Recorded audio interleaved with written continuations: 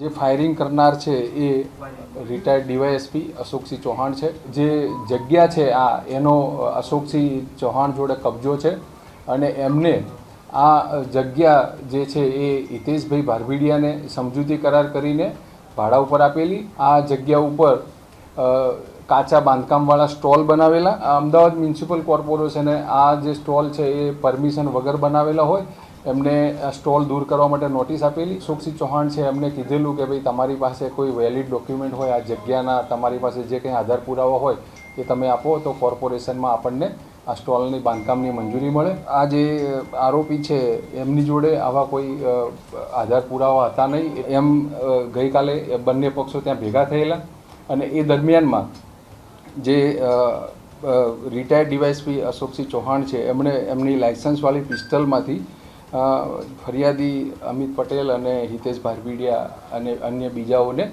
જાનથી મારી નાખવાના ઈરાદે ફાયરિંગ કરેલું. અમદાવાદમાં જમીનના મુદ્દે ફાયરિંગ કરનાર અશોકસિંહની ધરપકડ કરવામાં આવી. ન્યૂઝ રૂમના અહેવાલ બાદ પોલીસ આવી હતી એક્શનમાં. ત્વરિત એક્શનમાં આવેલ પોલીસે ગણતરીના કલાકોમાં જ આરોપીને ઝડપી પાડ્યો. નિવૃત્ત ડીવાયએસપીને કાયદાનું ભાન બરાબર કરાવજો અમદાવાદ પોલીસ.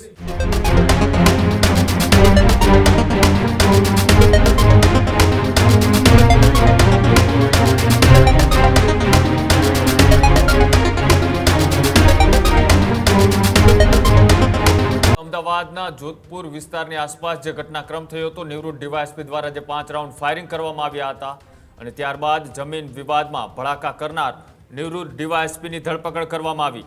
અમદાવાદમાં જમીનના મુદ્દે ફાયરિંગ કરનાર અશોકસિંહની ધરપકડ કરવામાં આવી. નિવૃત્ત ડીવાયએસપી અશોકસિંહ સહિત 4 આરોપીઓની ધરપકડ કરવામાં આવી. ન્યૂઝ રૂમના અહેવાલ બાદ પોલીસ આવી હતી એક્શનમાં. ન્યૂઝ રૂમના અહેવાલના પડઘા છે ગાંધીનગર સુધી પડ્યા.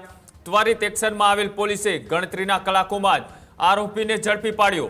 પોલીસે તુરમખાન સમજનાર નિવૃત્ત ડીવાયએસપી કે જે હવે કાયદાના સકંજામાં છે, નિવૃત્ત ડીવાયએસપીને કાયદાનું ભાન બરાબર કરાવજો અમદાવાદ પોલીસ. જે રીતનું આ નિવૃત્ત પોલીસ અધિકારીએ જાહેરમાં જે 5 રાઉન્ડ ફાયરિંગ કર્યા છે, જમીન વિવાદની અંદર જે કોર્ટ મેટર ચાલતી હતી તેને પોતાની રીતના પતાવવા માટે પોતાનો ખોફ અને ડર બતાવી અને જમીન ખાલી કરાવવા માટે તેમનો આખો પરિવાર ત્યાં હાજર હતો. તેમના દીકરા, તેમની દીકરી સહિત આ નિવૃત્ત ડીવાયએસપી કે જેઓએ 5 રાઉન્ડ ફાયરિંગ કર્યા અને સાથે જ કહ્યું કે અહીંયાથી નીકળી જાઓ નકર હજુ પણ ફાયરિંગ છે તે કરવામાં આવશે. આવી વાતનો એ વિડીયો વાયરલ થયા બાદ અમદાવાદ સેટેલાઇટ પોલીસ એ એક્શનમાં આવી. તાત્કાલિક તેમની ધરપકડ કરી અને ધરપકડ બાદ છેક તેના પડઘાએ ગાંધીનગર સુધી પહોંચ્યા. ન્યૂઝરૂમ દ્વારા જે ગઈકાલે અહેવાલ બતાવવામાં આવ્યો હતો ત્યારે પણ એ ગુજરાત પોલીસ દ્વારા એ જવાબ આપવામાં આવ્યો હતો કે તેમની સામે કડક કાર્યવાહી કરી અને તમને જણાવવામાં આવશે. ત્યારબાદ ગણતરીની કલાકોમાં જ એ પોલીસ દ્વારા તેમની સામે કડક કાર્યવાહીની શરૂઆત કરી. આરોપીને ઝડપી પાડવામાં આવ્યો. તેમના પરિવારના, તેમના પુત્ર અને પુત્રીની પણ પોલીસ સ્ટેશનની અંદર પૂછપરછ કરવામાં આવી અને જે આખો ઘટનાક્રમ છે તેમાં હવે કાયદાના સકંજાની અંદર નિવૃત્ત ડીવાયએસપી આવી ચૂક્યા છે. કાયદાનું ભાન એ અમદાવાદ પોલીસ તેમને કરાવે છે. કેમ કે પછી જે રીતના સામાન્ય લોકો સાથેનું વર્તન થાય છે એ જ રીતનું વર્તન આ નિવૃત્ત ડીવાયએસપી સાથે કરવામાં આવે છે કે પછી પોલીસ અધિકારીઓ એ તેમની સાથે એ જે રીતનું તેમનું પોલીસિંગ હતું તે રીતના એ પોલીસમાં રહી ચૂક્યા છે એટલા માટે તેમની સાથે કોઈ અલગ રીતનો વ્યવહાર કરવામાં આવશે તે પણ લોકો અત્યારે વાત છે તે કરી રહ્યા છે, ચર્ચાઓ કરી રહ્યા છે.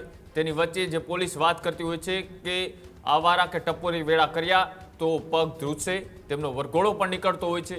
હવે નિવૃત્ત ડીવાયએસપી કે જેઓએ 5 રાઉન્ડ ફાયરિંગ કરી કાયદાનું ઉલ્લંઘન કર્યું છે તેમની સામે કેવા પ્રકારની કાર્યવાહી કરવામાં આવે છે, તેમનો વરઘોડો કાઢવામાં આવે છે કે કેમ, તેના પગ ધ્રુજતા રસ્તા ઉપર નીકળતા જોવા મળે છે કે કેમ, આ તમામ વસ્તુઓ આગામી દિવસોમાં થાય છે કે કેમ તેની ઉપર પણ અત્યારે ચર્ચાઓ ચાલી રહી છે.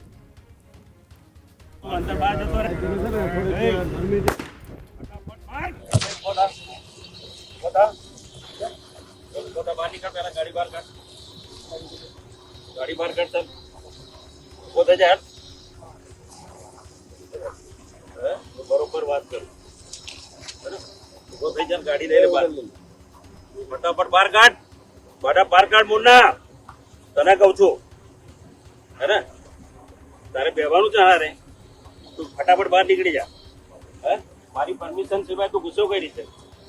હે ફટાફટ ગાડી ચાલુ કર ને તને ભડાકા થશે.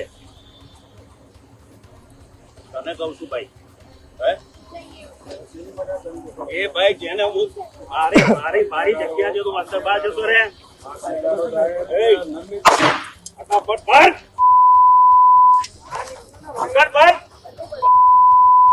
તો અહીંયા લાશો પડશે. તારે કોર્ટમાં ને નોટિસ આપી છે ને કોર્ટમાં મળીશું. ઉતાય ફટાફટ ગાડી. હાલે ચાલ નીકળ ફટાફટ બહાર નીકળ. ચાલ જોજીના બહાર નીકળ. મારો ભાઈ બને છે. ગઈકાલે સેટેલાઇટ પોલીસ સ્ટેશન વિસ્તારમાં નહેરુનગર બસ સ્ટેન્ડ પાસે આવેલ ખુલ્લી જગ્યામાં એક ફાયરિંગનો બનાવ બનેલો છે. આમાં જે ફાયરિંગ કરનાર છે એ રિટાયર્ડ ડીવાયએસપી અશોકસિંહ ચૌહાણ છે અને જે ફરિયાદી છે એ અમિતભાઈ પટેલ અને એની સાથે હિતેશ ભારવીડિયા એ લોકો હતા.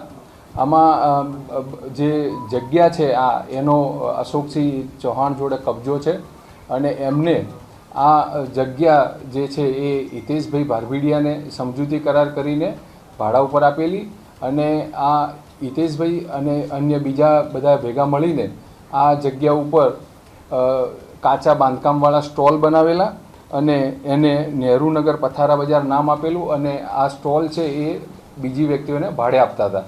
એ દરમિયાનમાં અમદાવાદ મ્યુનિસિપલ કોર્પોરેશને આ જે સ્ટોલ છે એ પરમિશન વગર બનાવેલા હોય એમને સ્ટોલ દૂર કરવા માટે નોટિસ આપેલી, જેના લીધે આ જે ફરિયાદી અમિત પટેલ અને જે સમજૂતી કરાર હિતેશભાઈ ભારવીડિયાઓએ કરેલો એમણે જે અશોકસિંહ ચૌહાણ છે એમને કીધેલું કે ભાઈ તમારી પાસે કોઈ વેલિડ ડોક્યુમેન્ટ હોય આ જગ્યાના, તમારી પાસે જે કંઈ આધાર પુરાવા હોય એ તમે આપો તો કોર્પોરેશનમાં આપણને આ સ્ટોલની બાંધકામની મંજૂરી મળે. આ જે આરોપી છે એમની જોડે આવા કોઈ આધાર પુરાવા હતા નહીં એટલે એમને જગ્યા ખાલી કરવા માટે આ જે ફરિયાદી છે અમિત પટેલ અને હિતેશ ભારવીડિયાને એમને કીધેલું કે તમે આ જગ્યા ખાલી કરીને કબજો મને આપી દો.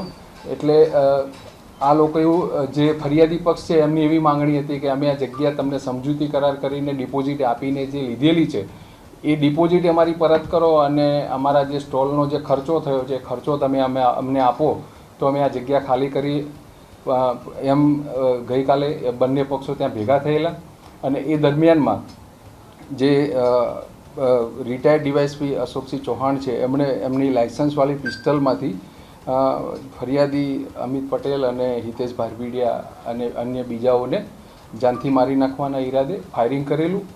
આ જે ગુનો દાખલ કર્યો એમાં જે રિટાયર્ડ ડીવાયએસપી અશોકસિંહ ચૌહાણ એમના દીકરી અને એક દીકરાને અટક કરેલો છે. દીકરીનું નામ છે ખ્યાતિ અને જે દીકરો છે એનું નામ સિદ્ધરાજ અને બીજો એક માઇનોર આરોપી છે. હજુ સુધી તમે અમારી ચેનલને સબસ્ક્રાઇબ નથી કરી તો અત્યારે જ ન્યૂઝરૂમ ગુજરાતને સબસ્ક્રાઇબ કરો, ફેસબુક અને ઇન્સ્ટાગ્રામ પર ફોલો કરો.